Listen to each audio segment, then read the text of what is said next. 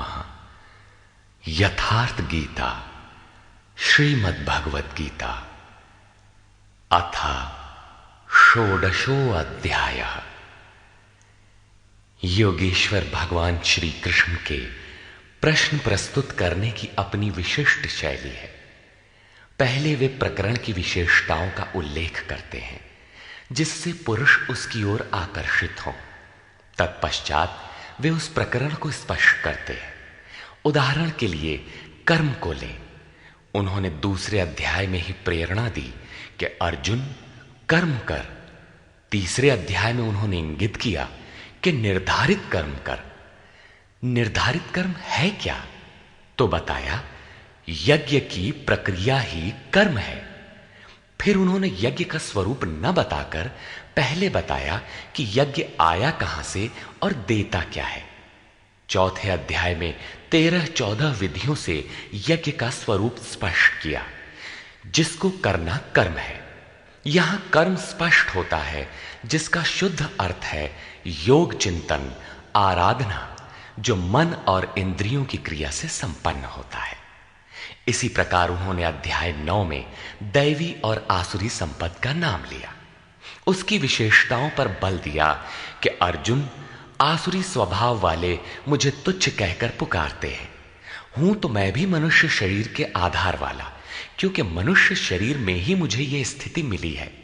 किंतु आसुरी स्वभाव वाले, मूढ़ स्वभाव वाले मुझे नहीं भजते, जबकि दैवी संपत्ति से युक्त भक्तजन अनन्य श्रद्धा से मुझे उपासते हैं। किंतु इन संपत्तियों का स्वरूप, उनका गठन अभी तक नहीं बताया गया। अब अध्याय 16 में योगेश्वर उनका स्वरूप स्पष्ट करने जा रहे हैं, जिनमें प्रस्तुत है पहले दैवी संपद के लक्षण। श्री भगवान वाच।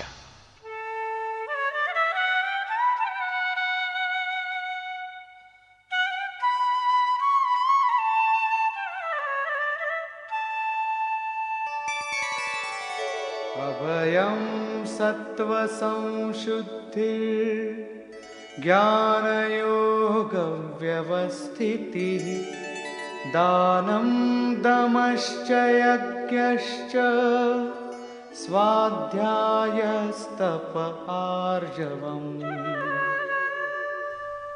भय का सर्वथा अभाव, अंतःकरण की शुद्धता, तत्व ज्ञान के लिए ध्यान में दृढ़ स्थिति अथवा निरंतर लगन, सर्वस्व का समर्पण, इंद्रियों का भली प्रकार दमन, यज्ञ का आचरण, जैसा स्वयं श्री कृष्ण ने अध्याय 4 में बताया है।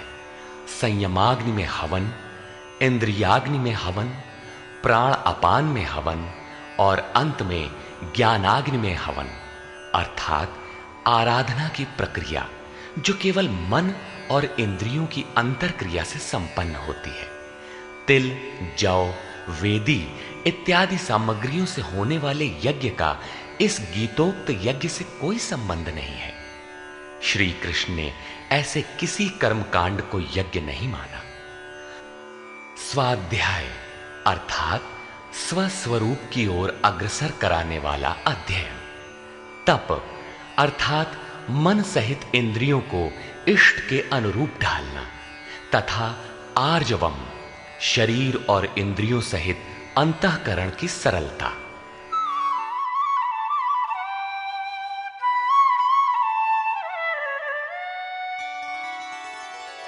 अहिंसा सत्यम क्रोधस् त्यागः शान्तिरपैशुनम् दया भूतेष्वलोलुप्त्वम् मार्दवं ह्रीरचापलम्।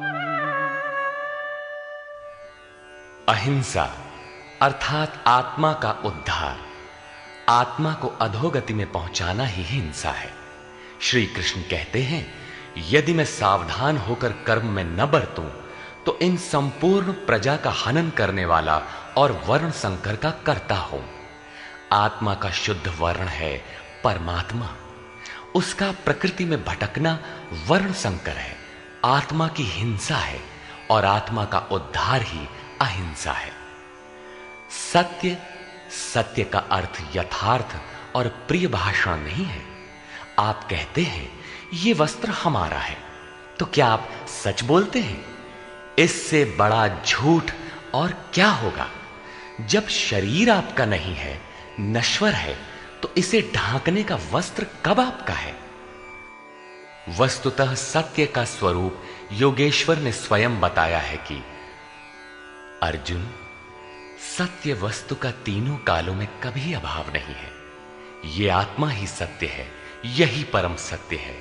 इस सत्य पर दृष्टि रखना, क्रोध का न होना, सर्वस्व का समर्पण, शुभाशुभ कर्म फलों का त्याग, चित्त की चंचलता का सर्वथा अभाव, लक्ष्य के विपरीत निंदित कार्यों को न करना, संपूर्ण प्राणियों में दया भाव, इंद्रियों का विषयों से संयोग होने पर भी उनमें आसक्ति का अभाव, कोमलता, अपने लक्ष्य से विमुख होने में लज्जा, व्यर्थ की चेष्टाओं का अभाव तथा तेजः क्षमा धृतिः शौचम् अद्रोहो नातिमानिता भवन्ति सम्पदं दैवीम् अभिजातस्य भारत। तेज जो एकमात्र ईश्वर में है, उसके तेज से जो कार्य करता है, महात्मा बुद्ध की दृष्टि पड़ते ही अंगुलीमाल के विचार बदल गए। ये उस तेज का ही परिणाम था जिससे कल्याण का सृजन होता है, जो बुद्ध में था। क्षमा, धैर्य, शुद्धि, किसी में शत्रु भाव का न होना, अपने में पूज्यता के भाव का सर्वथा अभाव, ये सब तो हे अर्जुन दैवी संपत्ति को प्राप्त पुरुष के लक्षण हैं। इस प्रकार कुल 26 लक्षण बताए, जो सब के सब तो साधना में परिपक्व अवस्था वाले पुरुष में संभव हैं और आंशिक रूप में आप में भी निश्चित हैं, तथा आसुरी संपत्ति से आप्लावित मनुष्यों में भी ये गुण हैं, किंतु प्रसुप्त रहते हैं, तभी तो घोर पापी को भी कल्याण का अधिकार है। अब आसुरी संपद के प्रमुख लक्षण बताते हैं।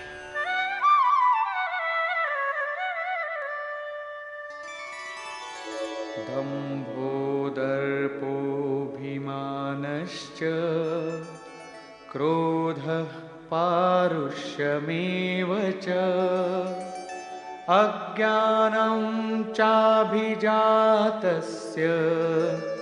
पार्थ संपदमासुरी।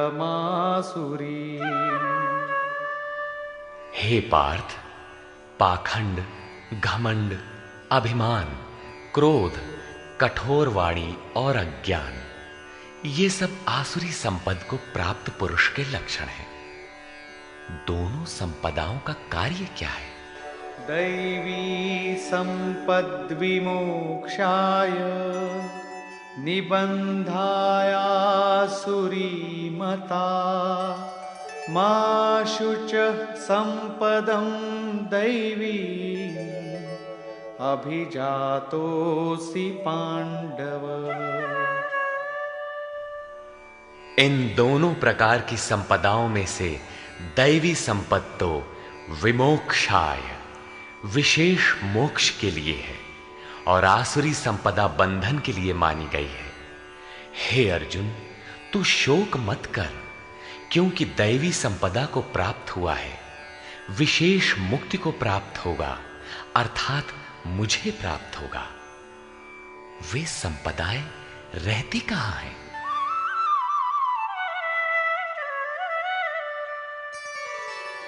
द्वौ भूतसर्गौ लोकेऽस्मिन् दैव आसुर एव च दैवो विस्तरशः प्रोक्त आसुरं पार्थ मे शृणु। हे अर्जुन, इस लोक में भूतों के स्वभाव दो प्रकार के होते हैं, देवों के जैसा और असुरों के जैसा। जब हृदय में दैवी संपद कार्य रूप ले लेती है तो मनुष्य ही देवता है, और जब आसुरी संपद का बाहुल्य हो तो मनुष्य ही असुर है। सृष्टि में ये दो ही जातियां हैं, वो चाहे अरब में पैदा हुआ हो चाहे ऑस्ट्रेलिया में, कहीं भी पैदा हुआ हो, बशर्ते है इन दो में से ही। अभी तक देवों का स्वभाव ही विस्तार से कहा गया, अब असुरों के स्वभाव को मुझसे विस्तार पूर्वक सुन।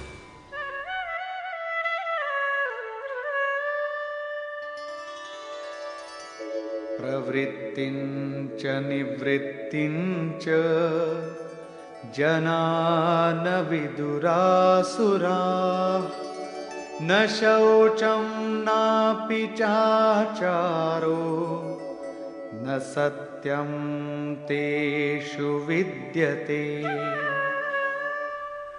हे अर्जुन, असुर लोग कार्यम कर्म में प्रवृत्त होने और अकर्तव्य कार्य से निवृत्त होना भी नहीं जानते, इसलिए उनमें न शुद्धि रहती है, न आचरण और न सत्य ही रहता है। उन पुरुषों के विचार कैसे होते हैं? असत्यम प्रतिष्ठं ते जगदाहुरनीश्वरम् अपरस्पर संभूतम् किमन्यत् काम हेतुकम्। वे आसुरी प्रकृति वाले मनुष्य कहते हैं कि जगत आश्रय रहित है, सर्वथा झूठा है और बिना ईश्वर के अपने आप स्त्री पुरुष के संयोग से उत्पन्न हुआ है, इसलिए केवल भोगों को भोगने के लिए है, इसके सिवाय और क्या है?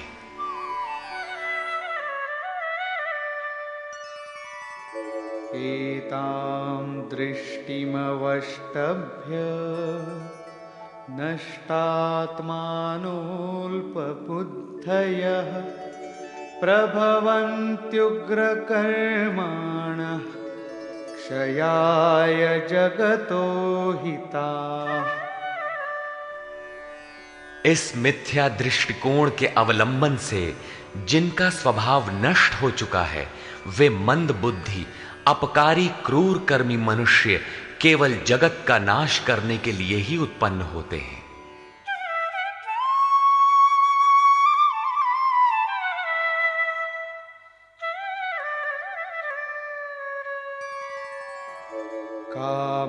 काममाश्रित्य दुष्पूरम् दम्भमानमदान्विताः मोहाद् गृहीत्वात् सद्ग्राहान् प्रवर्तन्ते शुचिव्रताः। वे मनुष्य दंभमान और मद से युक्त हुए किसी भी प्रकार पूर्ण न होने वाली कामनाओं का आश्रय लेकर अज्ञान से मिथ्या सिद्धांतों को ग्रहण करके अशुभ तथा भ्रष्ट व्रतों से युक्त हुए संसार में बरतते हैं। वे व्रत भी करते हैं किंतु भ्रष्ट हैं।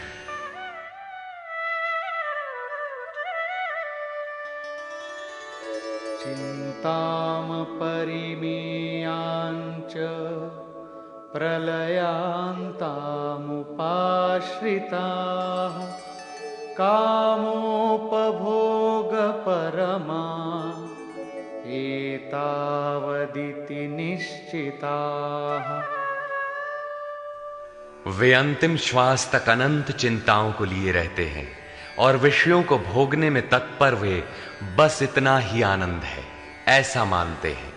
उनकी मान्यता रहती है कि जितना हो सके भोग संग्रह करो, इसके आगे कुछ नहीं है।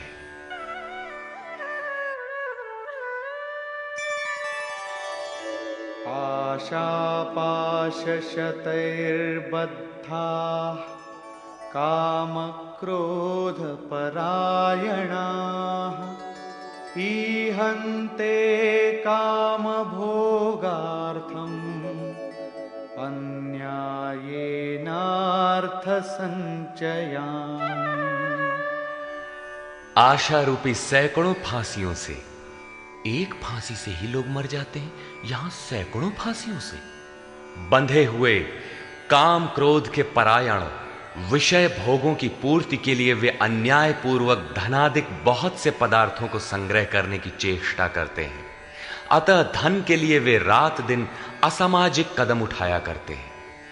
आगे कहते हैं,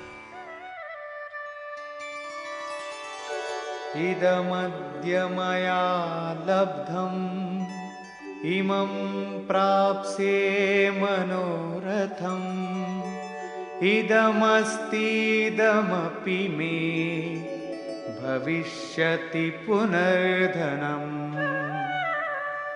वे सोचते हैं कि मैंने आज ये पाया है, इस मनोरथ को प्राप्त करूंगा, मेरे पास इतना धन है और फिर भी इतना हो जाएगा।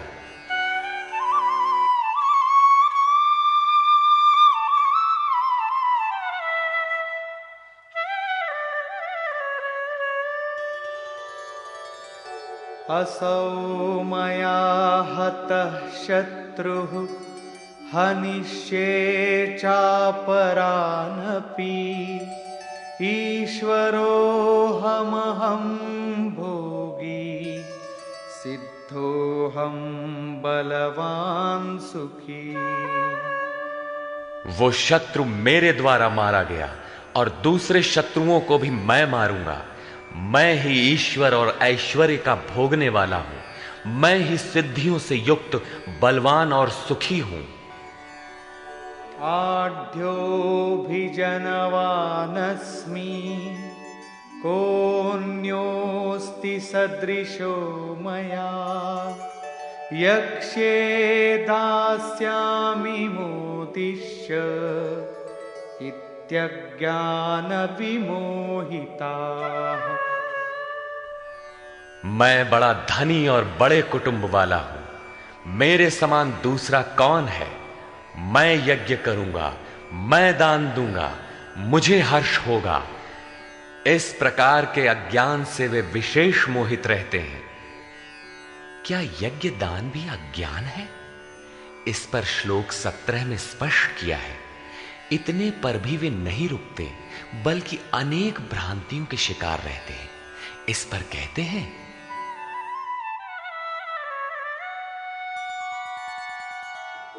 अनेक चित्त विभ्रांता मोहजाल समावृताः प्रसक्ताः काम भोगेषु पतन्ति नरकेषु च।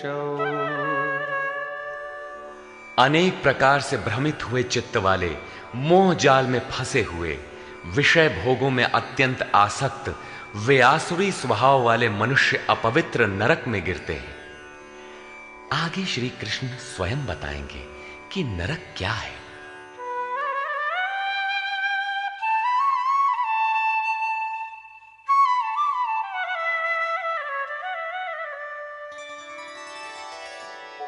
आत्मसंभाविता स्तब्धा धनमानमदान्विताः यजन्ते नाम यज्ञैस्ते दम्भेनाविधिपूर्वकम्। अपने आप को ही श्रेष्ठ मानने वाले, धन और मान के मद से युक्त होकर वे घमंडी मनुष्य शास्त्र विधि से रहित केवल नाम मात्र के यज्ञों द्वारा पाखंड से यजन करते हैं। क्या वही यज्ञ करते हैं जैसा श्री कृष्ण ने बताया है? नहीं, उस विधि को छोड़कर करते हैं, क्योंकि विधि योगेश्वर ने स्वयं बताया है। अध्याय 4/24, 33 तथा अध्याय 6/10 से 17 तक।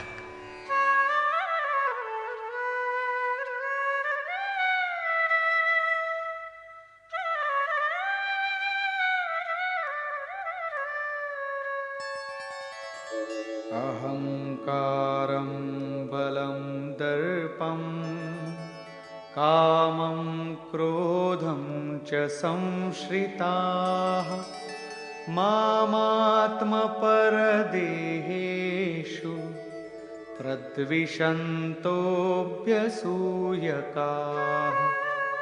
वे दूसरों की निंदा करने वाले, अहंकार, बल, घमंड, कामना और क्रोध के परायण हुए पुरुष अपने और दूसरों के शरीर में स्थित मुझ अंतर्यामी परमात्मा से द्वेष करने वाले हैं। शास्त्र विधि से परमात्मा का सुमिरन एक यज्ञ है। जो इस विधि को त्याग कर नाम मात्र का यज्ञ करते हैं, यज्ञ के नाम पर कुछ न कुछ करते ही रहते हैं, वे अपने और दूसरे के शरीर में स्थित मुझ परमात्मा से द्वेष करने वाले हैं। लोग द्वेष करते ही रहते हैं और बच भी जाते हैं। क्या ये भी बच जाएंगे? इस पर कहते हैं नहीं। तानहं द्विषतः क्रूरान् संसारेषु नराधमान् क्षिपाम्यजस्रमशुभान् आसुरीष्वेव योनिषु। मुझसे द्वेष करने वाले उन पापाचारी क्रूर कर्मी नराधमों को मैं संसार में निरंतर आसुरी योनियों में ही गिराता हूं। जो शास्त्र विधि को त्याग कर यजन करते हैं वे पाप योनि है, वही मनुष्यों में अधम है।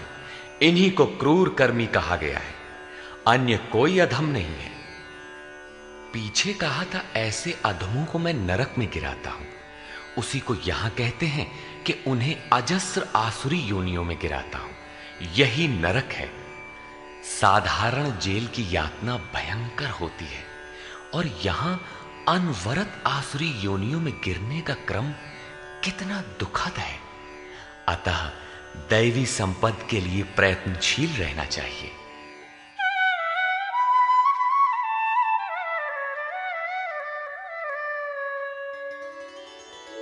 आसुरीं योनिमापन्ना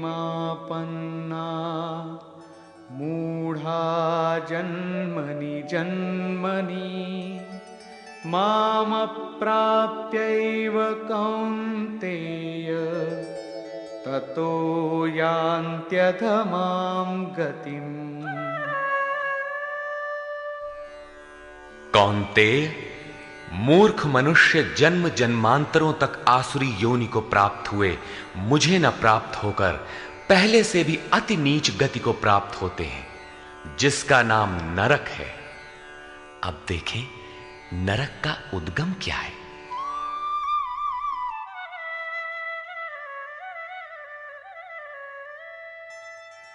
त्रिविधं नरकस्येदम् द्वारं नाशनमात्मनः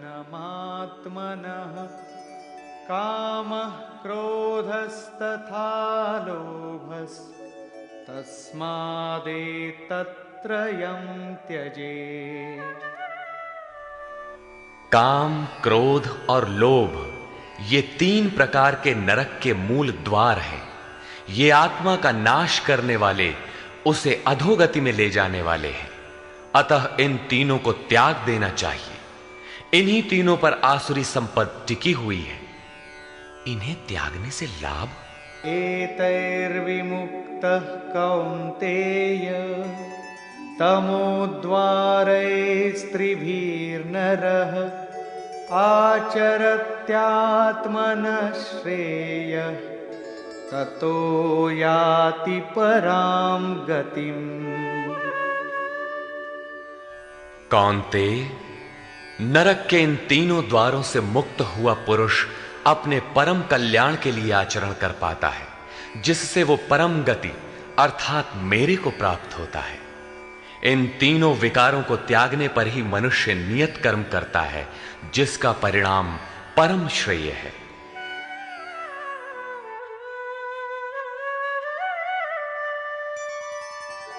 यः शास्त्रविधिमुत्सृज्य वर्तते कामकारतः न स सिद्धिमवाप्नोति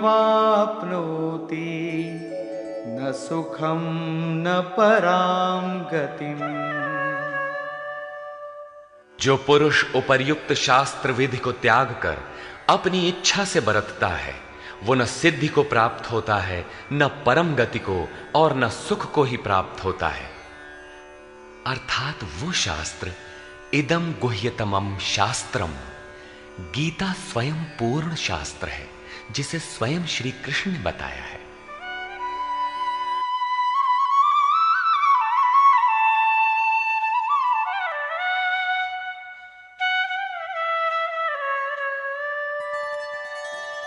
तस्माच्छास्त्रं प्रमाणन्ते कार्याकार्यव्यवस्थितौ ज्ञात्वा शास्त्रविधानोक्तं कर्म कर्तुमिहार्हसि। इसलिए अर्जुन, तेरे लिए इस कर्तव्य और अकर्तव्य की व्यवस्था में कि मैं क्या करूं क्या न करूं, इसकी व्यवस्था में शास्त्र ही एक प्रमाण है। ऐसा जानकर शास्त्र विधि से नियत किए हुए कर्म को ही तुझे करना योग्य है।